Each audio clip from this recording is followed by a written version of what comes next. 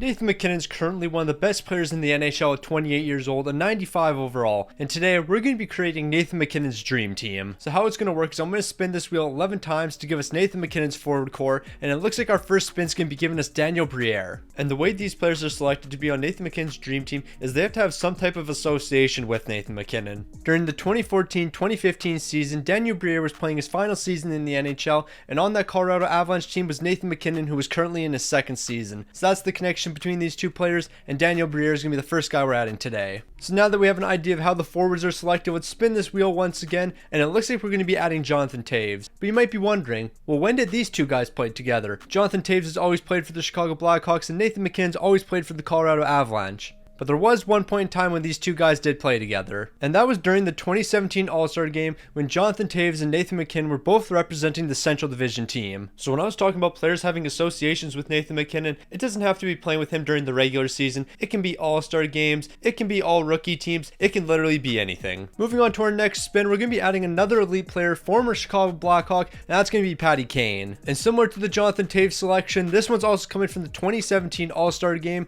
where Patrick Kane was also representing the Central Division alongside Nathan MacKinnon. It's kind of strange to think the Chicago Blackhawks are going into the season without Patrick Kane and without Jonathan Toews. But don't worry, because they got that new kid Bedard. And wouldn't it be great to watch Bedard in person? Well, there's a way you can do that. Roll the sponsor. I want to give a massive shout out to SeatGeek for sponsoring this video. SeatGeek is the best ticketing app out there for getting tickets for your favorite events. The NHL season's finally here, and now it's time for you to pick up some tickets from SeatGeek. They give every single ticket a rating, so you know whether you're getting a good or a bad deal. On top of SeatGeek having tickets for thousands of events, if you use code SOTI at checkout, you're going to get $20 off your first purchase. And once again, I want to give a shout out to SeatGeek for sponsoring this video. Moving right on over to our next spin, we're going to be adding one of Nathan MacKinnon's current teammates in Mikko Rantanen. Of course, we already know what the correlation between these two players is, so let's get right to our next spin. The next player that the wheel is going to be giving us here is going to be Matt Duchene. As we know, Matt Duchene, he currently plays for the Dallas Stars, but back in 2016-17, he was a member of the Colorado Avalanche, and he had a few solid years here. And while he was here, he was playing alongside Nathan MacKinnon, so that's who we're bringing to the team next, 85 overall Matt Duchene. Thinking back who's on the 2016 World Cup team,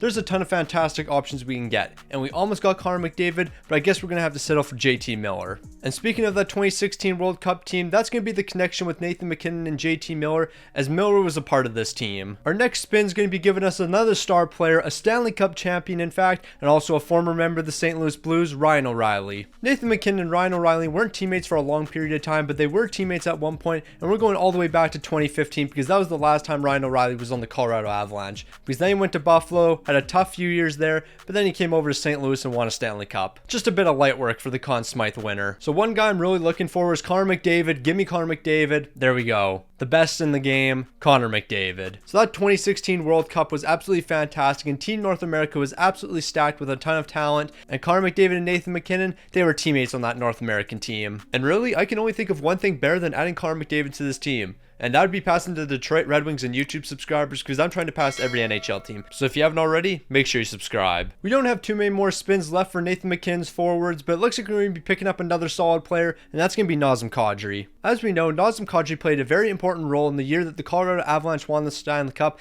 and that was taking out Jordan Binnington when he was absolutely dominating. I'm joking about that, by the way. It was very accidental. It wasn't on purpose. I just had to make the joke. With this next spin, we'll officially have 10 forwards on the team, and it looks like we're going to be bringing another current teammate in Gabriel Landeskog. Not really too much needs to be said about this selection right here. We already know the connection. All I can say is get healthy, man. It's been a tough couple years for you. With our second last addition to the forward core, it looks like we're going to be bringing someone from the Dallas Stars and Tyler Seguin. We're heading back to that 2017 All-Star game where we're going to see Tyler Seguin alongside Nathan MacKinnon, Patrick Kane, and Jonathan Toews. And with the addition of Tyler Seguin to this team, we're going to be spinning the wheel one last time to add one more forward. And this is a big spin here because there's still a ton of amazing forwards left here, but it looks like we're going to be adding Jonathan Drouin, and he's going to be joining us from those good old days in junior hockey. And not just junior hockey, because he's also on the Colorado Avalanche right now, line mates with Nathan MacKinnon. I'm looking forward to a massive bounce back here from Jonathan Drouin. Now that Nathan MacKinnon's forward core has been sorted out, we got to figure out his defense, and it looks like the first player we're going to be adding is Aaron Ekblad. So we've gone back to the 2016 World Cup, and we're looking at Aaron Ekblad here. He was an assistant captain on this team, so he's the first defenseman we're adding to our team. And Aaron Ekblad's a great way to start this off because our first defenseman we're bringing to the team's an 88 overall. We can definitely build around that. But I'm not going to lie to y'all. I'm looking for one current teammate of Nathan MacKinnon's, and it's not Bo Byram. but I will take Bo Byram. So here's the selection right here. Bo Byram, 22 years old and 86 overall. The Bo Byram selection was a pretty easy one, so let's spin the wheel again, and it looks like we're adding a St. Louis legend in Colton Parayko. So who would have thought we'd be back here? The 2016 World Cup team, and Colton Parayko, he was a part of the defensive core here. And alongside the addition of Colton Parayko, we're already halfway through our defensive selections. We're halfway through and we still haven't got the guy I'm looking for, and this isn't the guy I'm looking for, but I'll definitely take Alex Pietrangelo, another St. Louis legend. The connection that Nathan MacKinnon has with Alex Pietrangelo dates back to the 2020 All-Star game where they were on the same team. And you know who else was on this team? Jordan Binnington. So there is a potential for Jordan Binnington to be the starting goaltender for Nathan MacKinnon's dream team. Definitely wouldn't be ideal, but there is a possibility of it. So we need to figure out our last two defensemen, and it looks like the next guy is going to be Victor Hedman, one of the best in the entire league. That's a fantastic selection for us. Now you might be thinking, stick on the ice, what are you talking about here? Victor Hedman didn't play for that 2016 World Cup team, and they definitely have been on the same All-Star team because they're in different divisions, and you're right about that. During the 2019-2020 season, Nathan MacKinnon made the NHL All-Star second team. You know who else is on that second team? Victor Hedman, and that's the association these two players have. So you can agree and disagree with this selection as much as you want, but at the end of the day, it's a stick on the ice executive decision, and I'm making the rules around here. So here we go with our final spin to build Nathan MacKinnon's defense. It looks like we're going to be adding Shane Gostisbehere, and he was a member of that 2016 World Cup team, so I don't need to show you guys that roster for the 8th time in this video. And with this selection right here, Nathan MacKinnon's defense is all set. Now we got to add 2 goaltenders. So on Nathan MacKinnon's goaltending wheel, we got a couple superstars, and we got a couple players that are just decent goaltenders. And it looks like the first guy we're going to be adding is Freddie Andersen. So we might be having a massive reach here, but you know what? It just doesn't matter. In the 2013-2014 season, Nathan MacKinnon made the first team All-Rookie. And the goaltender in between the pipes for that first team All-Rookie, that's going to be Freddie Andersen. Now, I just want to emphasize the point I made at the beginning of the video. I never said that Nathan MacKinnon had to play with these players. I just said he had to be associated with them in some sense. And Freddie Andersen, you were on the same All-Rookie team as Nathan MacKinnon. That's an association if you ask me. And here we go with the final spin of the video. Who's going to be another goaltender we're going to be adding?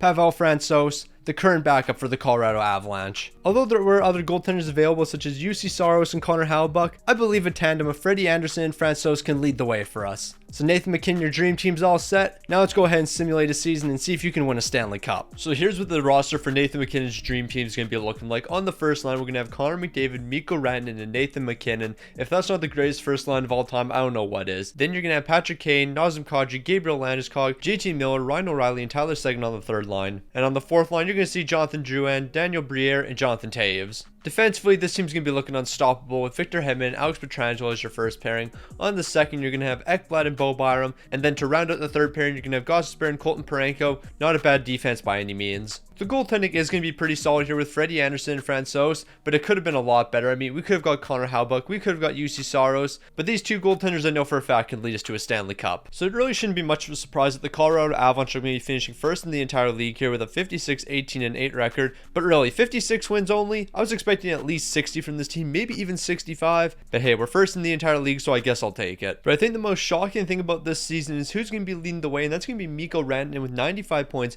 40 goals, 55 helpers.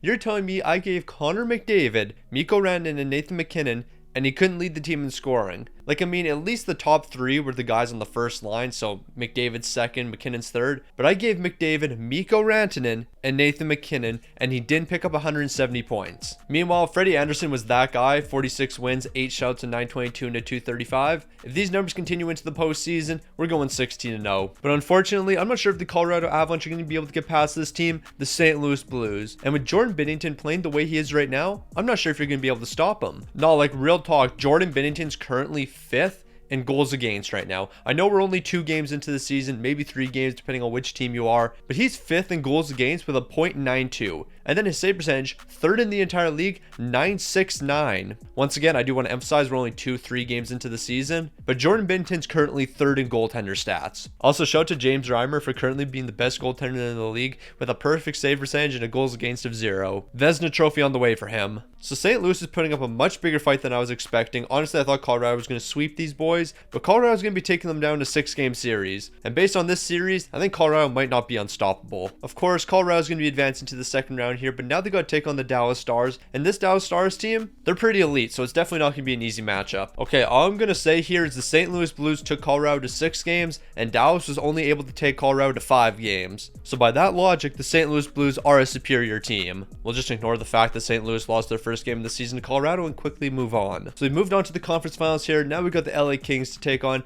If we're able to get past this Kings team, which we should be able to, we'll be taking on either the Tampa Bay Lightning or the New Jersey Devils. So in a quick 5-game series, the LA Kings aren't going to be putting up much of a fight, and Colorado's off to the Stanley Cup final, and I'm thinking we're going to get a rematch between them and the Tampa Bay Lightning. So just like I expected, the Colorado Avalanche are going to be taking on the Tampa Bay Lightning in the Stanley Cup final. The last time these two teams matched up, Colorado was able to take them down.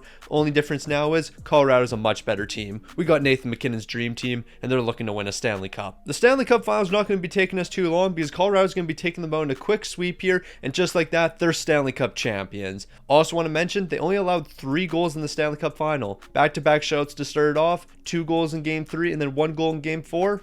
What can I say? This Colorado team is built different. However, the most important thing to know from this Stanley Cup run, the St. Louis Blues put up the biggest fight, taking 2 games away from Colorado. Dallas only took 1, LA only took 1, and then Tampa wasn't even able to take a game. So that proves that the St. Louis Blues are the second greatest team in the NHL right now. Definitely not incredibly flawed logic, but you know what? That's how we're ending the video.